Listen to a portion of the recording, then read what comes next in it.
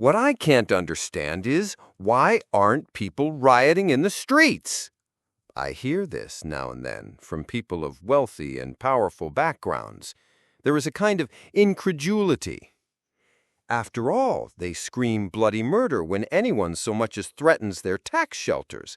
If someone were to go after my access to food or shelter, I'd sure as hell be burning banks and storming Parliament. What's wrong with these people? It's a good question. One would think that a government inflicting such suffering on those with the least resources to resist without even fixing the economy would be at risk of political suicide. Instead, the basic logic of austerity has been accepted by almost everyone. Why? Why do politicians promising continued suffering win any working-class acquiescence, let alone support? I think the very incredulity with which I began provides a partial answer.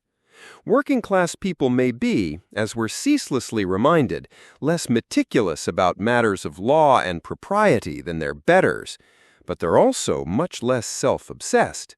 They care more about their friends and families and communities. In aggregate, at least, they're just fundamentally nicer. To some degree, this reflects a universal sociological law.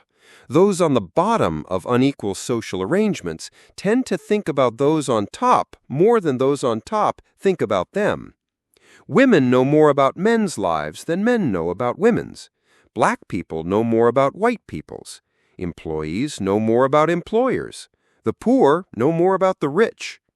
And being empathetic creatures, knowledge leads to compassion. The rich and powerful, meanwhile, can remain oblivious because they can afford to. Studies show that those born into working-class families score far better at reading others' emotions than scions of the rich. After all, power means not having to pay attention to others' feelings. You can employ someone else to do it. And who do they employ? Mainly children of the working classes. We're so obsessed with factory labor as the paradigm of real work that we forget what most human labor really is.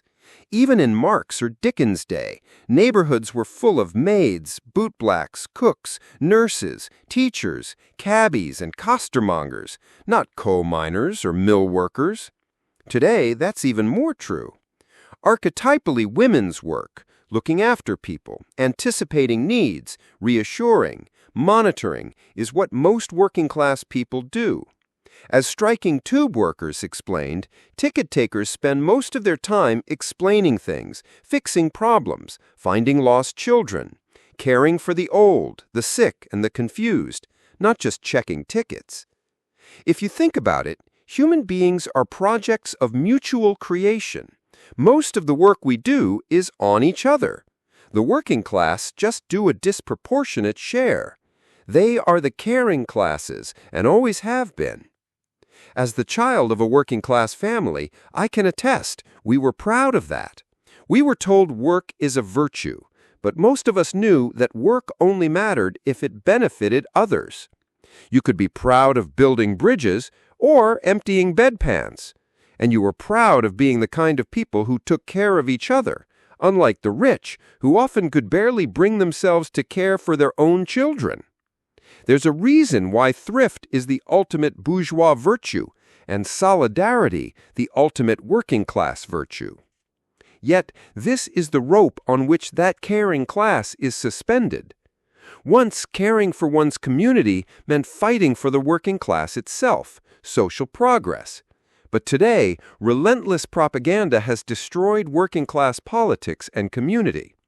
Most working people now express their care only towards abstractions, our grandchildren, the nation, whether through jingoism or sacrifices. Everything is reversed. Generations of political manipulation have turned solidarity into a scourge. Our caring has been weaponized against us. It will likely remain that way until the left, claiming to speak for labor, begins to seriously consider what labor actually is and what those who do it value about it.